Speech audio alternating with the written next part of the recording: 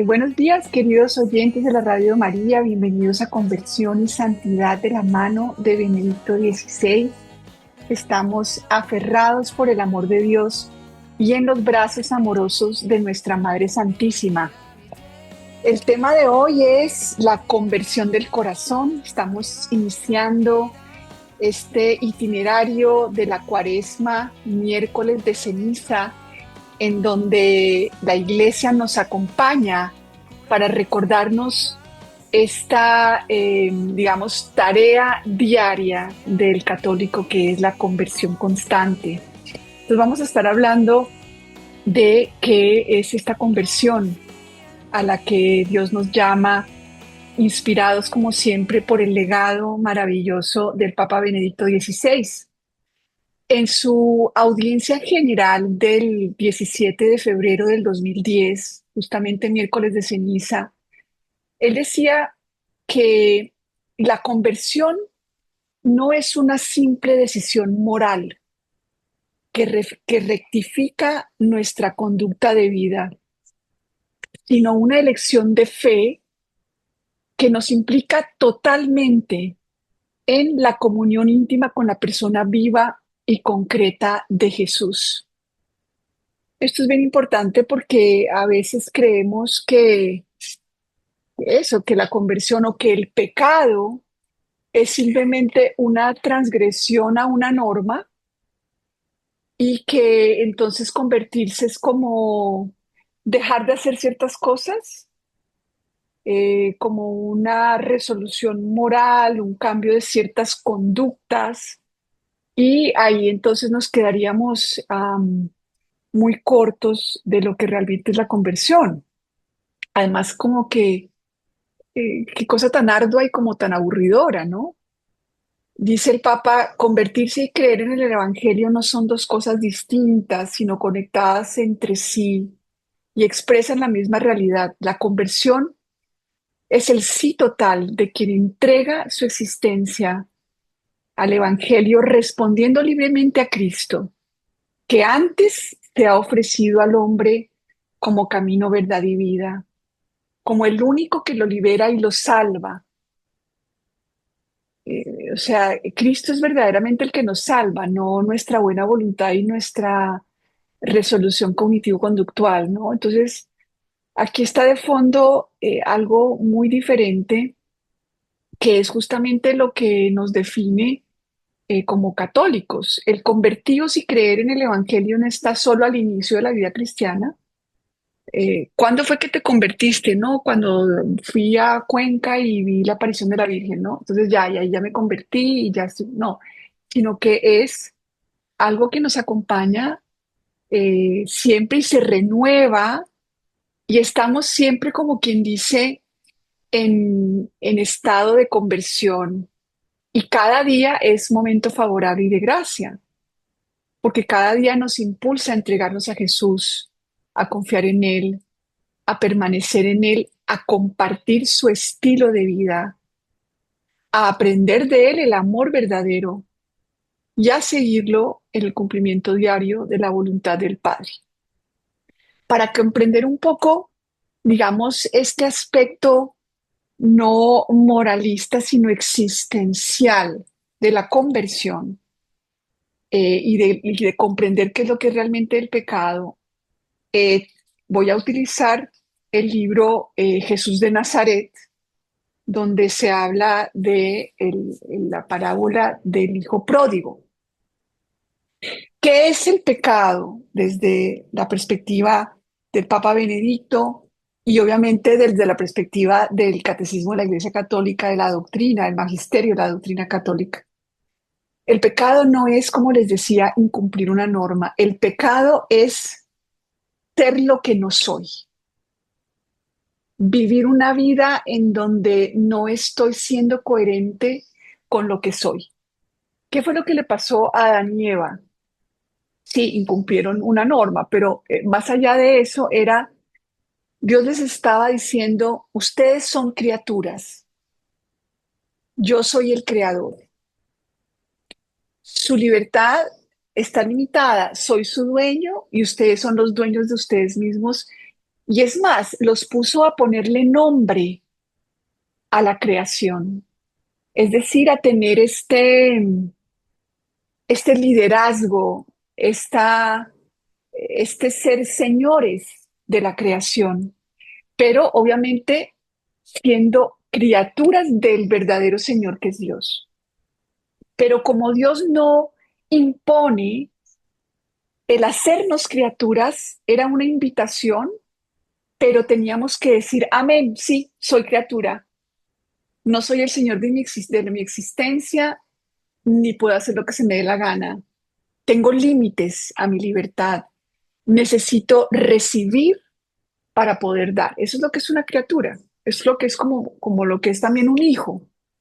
Por ejemplo, pues cada hijo, sobre todo si es menor de edad, pues no puede hacer lo que se le da la gana, porque no se manda a sí mismo, como decimos a veces los papás.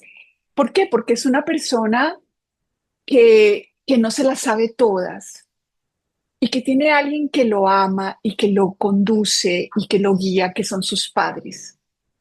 Y por eso se establecen normas. Puedes salir con ciertas personas a tal hora, volver, hay que comer esto, ¿cierto? O sea, el ser hijo implica que no me las sé todas y que necesito recibir el sustento diario, etcétera. Entonces, ¿en qué consiste el pecado? En que el niño dice, no, yo no necesito mis papás, yo puedo con todo, yo me sé dirigir a mí mismo, yo no necesito que nadie me guíe, yo me guío a mí mismo. Eso fue lo que hicieron Adán y Eva. Dios les dijo, ustedes son hijos, son criaturas, luego hagan esto. No, no, no, nosotros nos mandamos solos y vamos, y yo voy a ser como Dios sin ti. Entonces, ese es el pecado, es dejar de ser lo que soy, no aceptar ser hijo, el niño que dice, no, yo no voy a pedir permiso. Ahí está faltando no tanto a una norma, está faltando a lo que es. Y ahí, entonces, digamos que es una transgresión existencial. O sea, no se está comportando con base a lo que es. No está gozando del privilegio que es ser un hijo y tener a alguien que me ama, me guía y me cuida y en cuyos manos y en cuyo corazón yo me puedo confiar y me puedo entregar y puedo descansar. Entonces es como a veces le digo a mi hijo, ¿no? Oye, pero qué rico tener mamá, qué rico tener a alguien que se preocupa por ti, que quiere saber dónde estás. Entonces fíjense que finalmente en esta propuesta de Dios no había nada como, no es como un Dios, como digo yo, obsesionado con que le hagan caso. Es un Dios que me dice, oye, tienes papá y todo lo mío es tuyo, qué rico, descansa en mí, confía, recuesta tu cabeza en mi hombro y no te preocupes, que cada día te voy a dar lo que necesitas y que no tienes que ser perfecto ni tienes que estar vestido, sino que yo te he visto cada día. Y por eso, en el momento en que Adán y Eva le dan la espalda a lo que son, a ser criaturas, empieza la vergüenza. La vergüenza no viene de Dios, la vergüenza viene del pecado. Una cosa es la contrición, que es, o sea, si un papá quiere darle todo a su hijo y que no se preocupe por nada y guiarlo en cada momento de su vida y ayudarlo a vivir bien, pues que el hijo diga, no, pues no te voy a pedir permiso y me voy a ir a hacer quién sabe qué cosa, eso duele, eso nos duele en el corazón, pero no porque estamos obsesionados con que nos hagan caso, sino porque nuestro amor es rechazado y sabemos que cuando el amor es rechazado se pagan precios muy altos. Entonces eso genera dolor. Y la contrición es como, wow, querías darme todo, tienes tanto amor por mí, y yo desprecié tu amor y empecé a sufrir y tú sufres también. Discúlpame que te causé ese dolor y que quise confiar en otras cosas y que falté a tu amor, falté a tu, pues a ese amor tan grande que me tienes, te causé dolor, perdón, no te quiero causar más dolor, quiero de aquí en adelante tratar de confiar en ti un día a la vez y dejar de andar preocupada por el futuro, por cómo me construyo mi propia vida, por cómo me construyo mi propia persona. Me duele, ¿verdad? Y no quiero hacerlo más porque sé que eso finalmente te duele. Esa es la contrición. La vergüenza surge porque al ser humano no, cuando el ser humano reniega de su condición de criatura, de su necesidad de recibir, entonces al ver que no tiene, que es carente, que es imperfecto, que es frágil, que es dependiente, eso no le causa gozo porque sabe que justamente porque es así es que es amado y va a recibir todo, sino le causa angustia y vergüenza porque yo debería no depender, yo debería no ser frágil, yo debería no equivocarme, yo debería ser Dios. Y esa es la mentira que causa la vergüenza. Y por eso el ser humano no se soporta, no soporta que alguien me haga ver que me equivoqué, no soporta que alguien vea que no soy tan perfecta, no soporta que alguien vea que no soy fuerte, que soy débil, que necesito, ¿no? Y entonces surge lo que se llama el narcisismo, ¿no? Que es como un continuum, ¿no? Es como, todos tenemos eso, o sea, por el pecado tenemos diferentes niveles de narcisismo. ¿Qué es el narcisismo? El no soportar que soy criatura imperfecta, el no soportar mi fragilidad, mi dependencia, el que necesito recibir, el que no soy un monumento de admiración por mí misma y que yo no creo mi bondad. Entonces, el ser humano que reniega de su condición de criatura termina termina no soportándose a sí mismo ni soportando a los demás y se vuelve narcisista y quiere constantemente crear esta imagen de perfección delante de los otros y cuando no lo logra, entonces no aguanta y se esconde y huye o culpa a los demás por decirle que no es tan perfecto. Entonces, fíjense que en este libro de Jesús de Nazaret nos lo clarifica el Papa muy bien, ¿no? Recuerden que en la parábola del hijo pródigo, el hijo le dice al padre, dame mi herencia, y se quiere ir de la casa del padre. ¿Mm? Ya no quiere someterse a ninguna autoridad, busca la libertad radical, quiere vivir solo para sí mismo y no estar sometido a ninguna otra exigencia, disfrutar la vida, sentirse plenamente autónomo. Entonces, esta es obviamente para nosotros no es difícil ver en esto el espíritu de la rebelión moderna contra Dios y la ley de Dios, el abandono de todo lo que hasta ahora era el cimiento y la elección de una libertad sin límites. Pero nos dice el Papa, esta parábola esta palabra de dame mi herencia, que es una palabra griega que es ousia, que se utiliza en esta parábola para designar el patrimonio derrochado, en la lengua de los filósofos griegos tiene el significado de esencia, de naturaleza. El hijo pródigo derrocha su esencia, su naturaleza a sí mismo. Es decir, como les digo, el pecado es, dame mi esencia porque no es lo que tú me dices que soy. Es como el hijo que dice, yo no soy hijo dependiente, quiero ser ya adulto que se manda a sí mismo y que no necesita guía. Ahí la falta es a la esencia de lo que soy.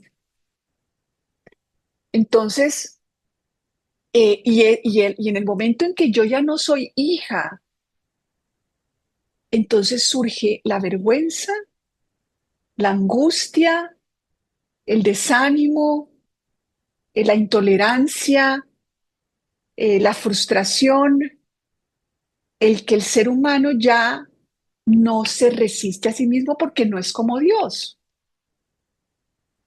Entonces, el ser humano que entiende la libertad como pura arbitrariedad, ¿no? Como este hijo de familia que dice, no, yo tengo que poder hacer lo que yo quiera e ir donde yo quiera, vive en la mentira, porque no, porque es que no soy, somos niños, no sabemos realmente, dependemos de Dios, pero ahí en ese momento estamos en la mentira porque por naturaleza nuestra libertad es parte de una reciprocidad.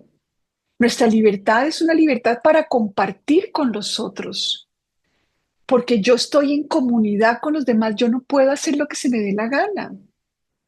¿Por qué? Porque voy a afectar a otros de todas formas y me tiene que importar. La propia naturaleza conlleva disciplina y norma. Identificarse íntimamente con esta disciplina y con estas normas y con estos límites, esa es la libertad madura. Así una falsa autonomía conduce a la esclavitud y la historia nos lo ha demostrado de forma demasiado evidente.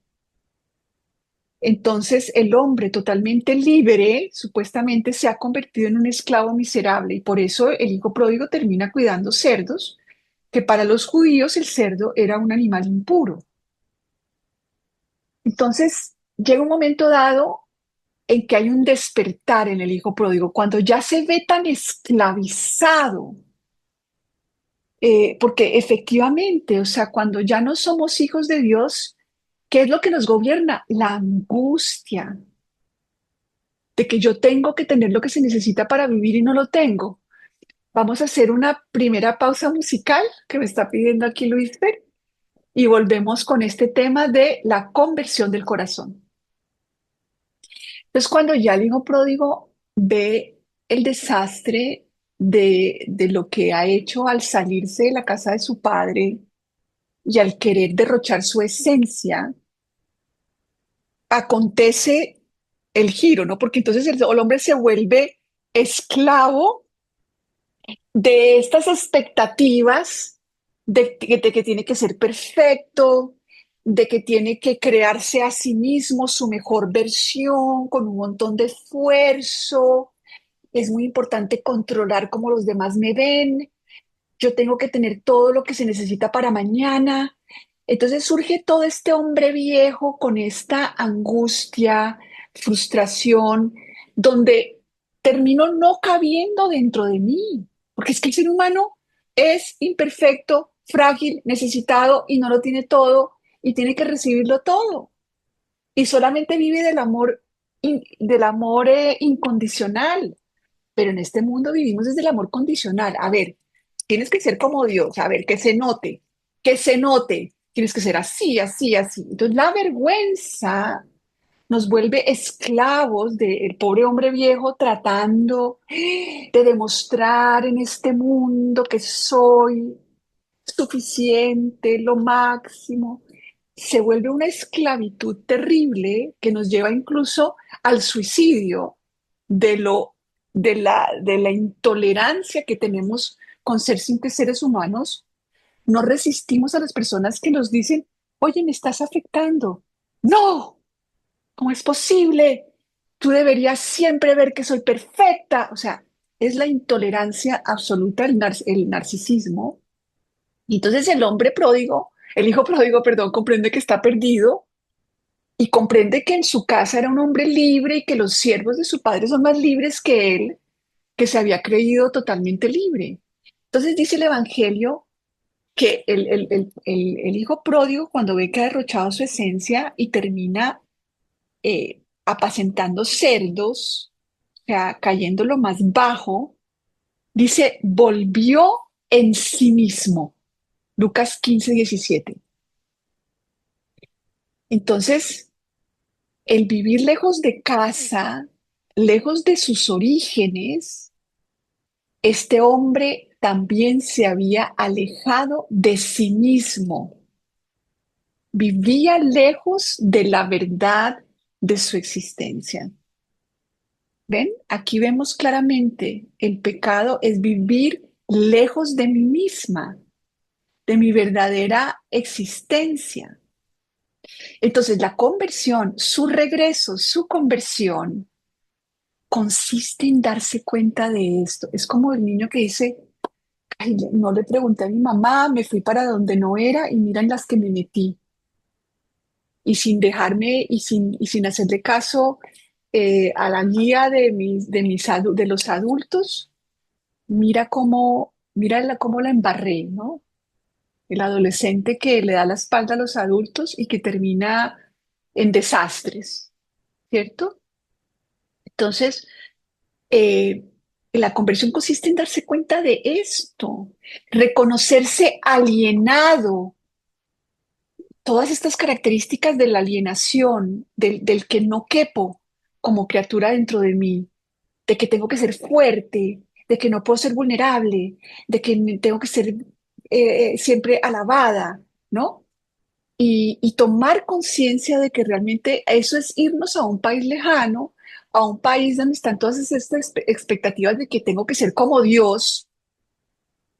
Y ahora dice, decide levantar el corazón y regresar a sí mismo. Esta es la conversión, es regresar a la verdad de que soy criatura y de que además no soy dueña de nadie, de que yo no puedo estar porque claro, el hombre viejo, además de que no es dueño de sí mismo, pero sí quiere ser dueño de los demás, ¿no? Entonces ven y te digo cómo tienes que ser. Y así no cabes dentro de mí. Tienes que hacer esto y esto y esto. Y estamos en esa, el hombre viejo no se siente incapaz ante los demás. No quiere sentirse impotente. Anda diciéndole a los demás cómo vivir y tratándose mal por dentro, haciéndose daño, rechazándose, combatiéndose, tratando de crear a la fuerza esta mejor versión. Y, y entonces es como, wow, realmente soy esclava de sentirme buena persona por mí misma, soy esclava de esta angustia de cómo me ven, soy esclava de este estar todo el día pensando y angustiada de qué va a pasar mañana, soy esclava. Y tomar conciencia de esto, de que realmente me fui a un país lejano y que puedo regresar a mí misma. Entonces, en sí mismo encuentra el camino hacia el Padre, nosotros mismos. Eso de ser criaturas y ser hijos, eso nadie nos lo ha quitado. Eso sigue ahí. Esa dignidad de ser amados por Dios está ahí. Ese amor de Dios no se ha ido a ningún lado. Nosotros puede que nos hayamos alejado de nuestra esencia, pero nuestra esencia está ahí adentro. Podemos volver a ella. Entonces, Él, eh, después de atravesar todos los desiertos, esta existencia del hijo pródigo, ahora regresa a casa, regresa a sí mismo y al Padre. Esta es la conversión. Es un regresar a mí, porque lo que soy, mi dignidad de ser hija, mi dignidad de ser pobre pero amada y digna, débil pero amada y digna, necesitada pero amada y digna, sin tener nada pero amada y digna, eso no me lo puedo quitar ni yo. Esa es la maravilla del espíritu humano, del corazón humano, que ese corazón capaz de entrar en comunión con Dios, capaz de entrar en esta intimidad con Dios, conmigo y con los demás, el corazón humano es indestructible. Y por eso es la exhortación de la iglesia, ¿no? Levantemos el corazón, lo tenemos levantado hacia el Señor. Puedes regresar a ti mismo, tu dignidad no te la puedes quitar. Y así el hijo pródigo está en un viaje hacia la verdad de su existencia. Esa es la verdadera conversión.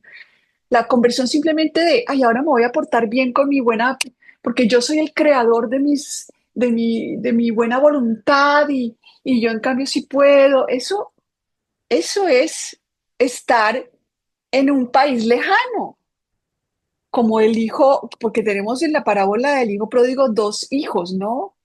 El hijo que se quedó en la casa y que se cree lo máximo, el santurrón, ¿cierto? Que en realidad no vive el amor, que en realidad no se sabe dependiente del padre, sino que se cree mejor que este que se fue, ¿cierto? Entonces, hay gente muy bien portada que también está alejada de la verdad de su existencia, como el fariseo, el de la parábola del fariseo y el publicano, ¿no? Gracias, Dios mío, porque no soy como los demás hombres. Y parece convertido porque se porta, entre comillas, bien, pero es realmente alguien que está reconciliado con su existencia de criatura y de hijo. No necesariamente. Por eso por fuera nunca sabemos quién está cerca de su esencia. Por eso el publicano de esa parábola del fariseo y el publicano que dice, ten piedad de mí, que soy pecador y necesito que me ayudes, él sale justificado y no el que se cree el chacho porque se porta bien. Entonces, la conversión es este viaje hacia la verdad de nuestra existencia. Y en este sentido es un viaje hacia la casa, porque allá adentro está. Con esta interpretación existencial del regreso a casa, los padres de la iglesia nos explican al mismo tiempo qué significa conversión, qué sufrimientos y purificaciones internas implica. Y entonces, por otra parte, el padre ve al hijo cuando todavía está muy lejos. Y fíjense que el padre lo deja irse. Esta es la santa impotencia de Dios y este respeto absoluto de Dios al libre albedrío. Cuando Adán y Eva dicen, no, ¿sabes qué? Nosotros no vamos a ser criaturas, vamos a ser como Dios sin ti. No vamos a vivir en obediencia a nadie, vamos a hacer lo que se nos dé la gana. Dios dice, bueno, dale, hazlo.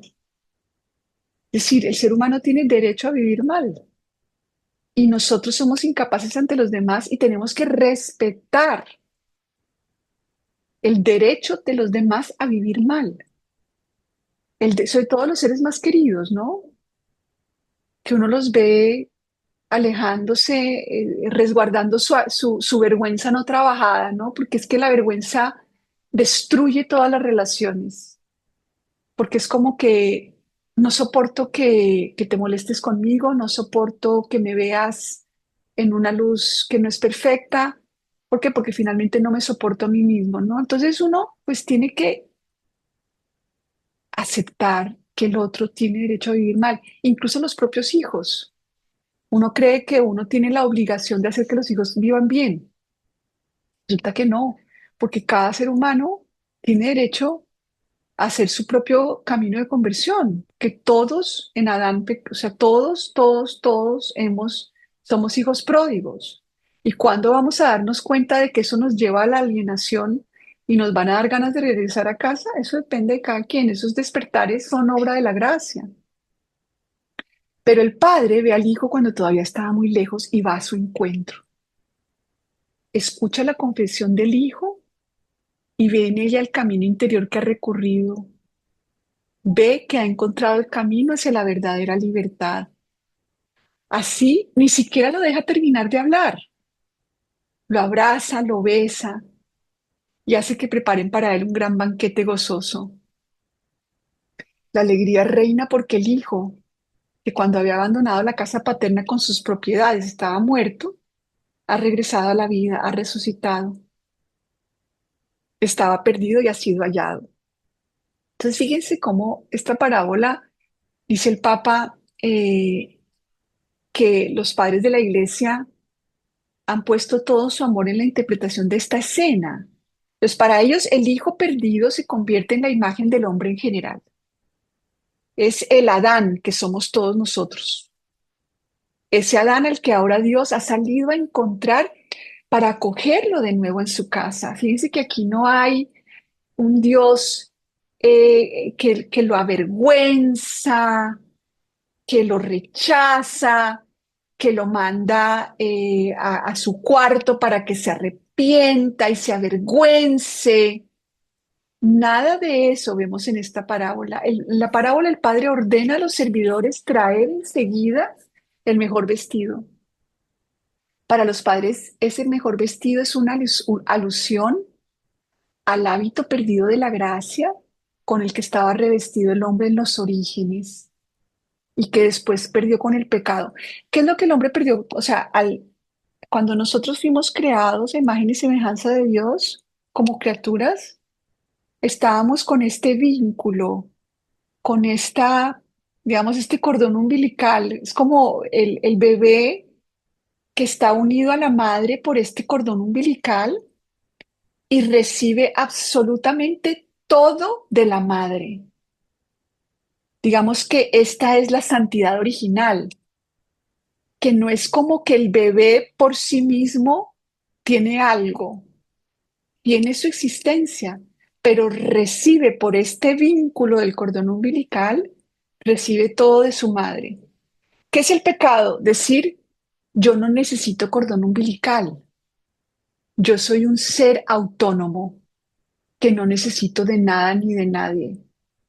Entonces, Adán y Eva, haz de cuenta, cortaron el cordón umbilical, porque como les digo, Dios nos creó con el cordón umbilical, pero no nos impuso. No nos dice, tú tienes que ser este niñito que recibe todo de mí. Por eso pone él dice, bueno, les pone esta prueba de no comas de este fruto, ¿verdad? Es decir, eres dependiente. De ti depende querer ser un bebé con cordón umbilical o no serlo. Y Adán decidió, no, yo sin cordón umbilical me las bandeo.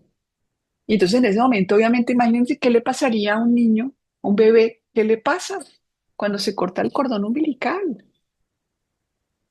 Pues se muere, se seca, vive carente y además se va a sentir avergonzado. Bueno, obviamente se muere, pero digamos que no se muere porque, pues, vaya, bueno, claro que si nos morimos, ahí viene todas las consecuencias del pecado original. La muerte viene por eso, ¿sí? Pero ¿qué es lo que hace Dios? Restaura el cordón umbilical. ¿Mm? ¿Para qué vino Jesús al mundo? Para restaurar el cordón umbilical. Es más, para darnos un cordón umbilical incluso mejor, porque al principio éramos criaturas enlazadas con la vida de Dios y por medio de Cristo somos criaturas enlazadas con la divinidad de Dios. O sea, se nos ofrece incluso un cordón umbilical divino que no teníamos al principio. Entonces, se nos devuelve y ahora se le otorga de nuevo este primer vestido, el vestido del Hijo. Volvemos a estar conectados. En la fiesta que se prepara, ven una imagen de la fiesta de la fe, la Eucaristía festiva en la que se anticipa el banquete eterno. ¿Qué es un santo? Una persona que dice, sí, quiero este cordón umbilical, quiero depender de ti, haz de mí el que tú quieres que yo sea, el santo que quieres que yo sea. Voy a vivir dependiendo de ti, voy a dejar de tratar de tener una vida aparte, una vida autónoma, una vida donde yo me construyo con toda la angustia que eso genera, ¿cierto? Entonces, aquí vemos este Dios Padre, que lo vemos, por ejemplo, en Oseas, donde dice, cuanto más los llamaba, tanto más se alejaban de mí. A los Baales se sacrificaban y a los ídolos ofrecían incienso. ¿Qué quiere decir eso? El hombre que se siente que no es como Dios empieza a crear ídolos. Entonces, el ídolo del dinero, el ídolo de cómo me veo, el ídolo de cómo me construyo, el ídolo de cómo son mis cualidades, de cuál es el trabajo que tengo. Nos volvemos esclavos de todo eso añadido que no es realmente nuestra esencia y sufrimos si nos falta algo de eso porque nos hace ver mal. Pero Dios también ve cómo este pueblo está desmembrado, y ahora le sucede exactamente lo que se describe en nuestra parábola. Dice en Oseas, ¿no? ¿Cómo podría abandonarte, Efraín? ¿Cómo entregarte, Israel? Mi corazón está en mí trastornado y a la vez se estremecen mis entrañas. No daré curso al ardor de mi cólera. No volveré a destruir a Efraín, porque soy Dios, no hombre. Soy el santo en medio de ti. Puesto que Dios es Dios, el santo, actúa como ningún hombre podría actuar. Dios tiene un corazón y este corazón se vuelve, por decirlo así, en su contra. Aquí encontramos de nuevo en el profeta y en el evangelio la palabra sobre la compasión, expresada con la imagen del seno materno. El corazón de Dios transforma la ira y convierte la pena en perdón. Entonces, queridos oyentes, este itinerario de conversión es posible justamente porque Dios no es un Dios de juicio, de condena, de rechazo, de avergonzamiento. Es un Dios que justamente nos reconcilia con nuestra esencia de criaturas y de hijos.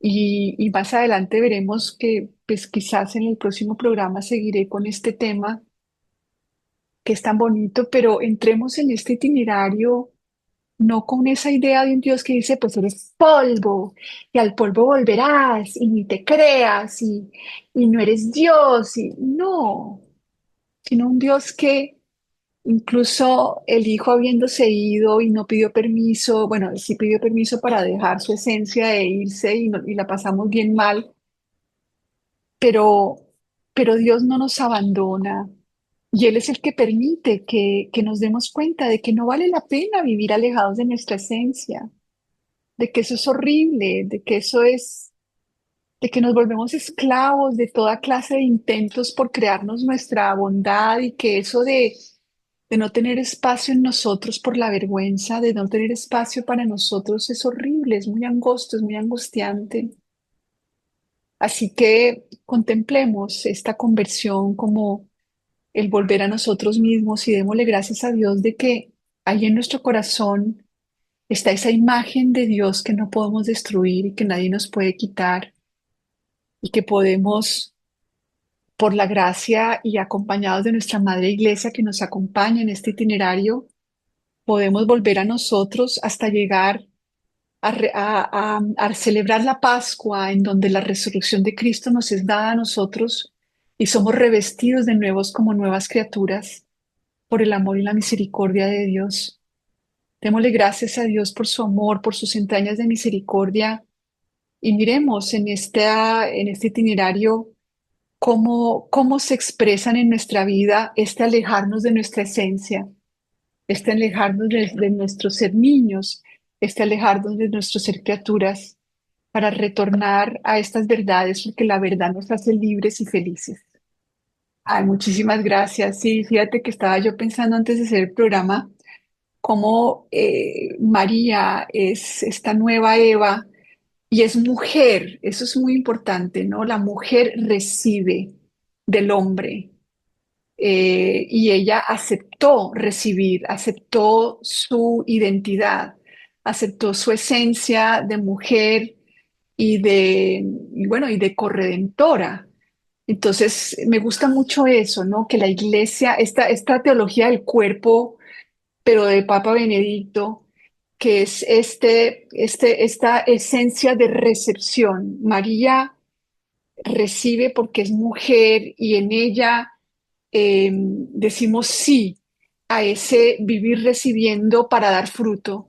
Entonces, sí, ella es la madre de nuestro sí y contemplémosla y pidámosle la gracia porque ella es vicaria de nuestro sí. Ella fue la que dijo, sí, soy esclava del Señor, que se haga en mí, ¿no? Como la mujer, incluso en el acto sexual, qué pena que sea pues es la teología del cuerpo, la mujer recibe para dar fruto, deja que se haga.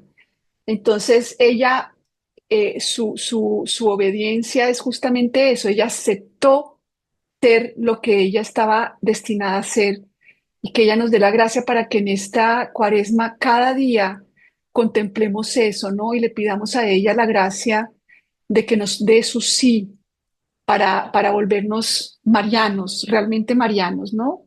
Receptores de la gracia un día a la vez y dejar de producir y construir. Bueno, mis queridos oyentes, muchas gracias por estar aquí, a todos los que hacen posible este programa. Dios mediante nos encontramos en otra oportunidad y quedamos como siempre con María y en María.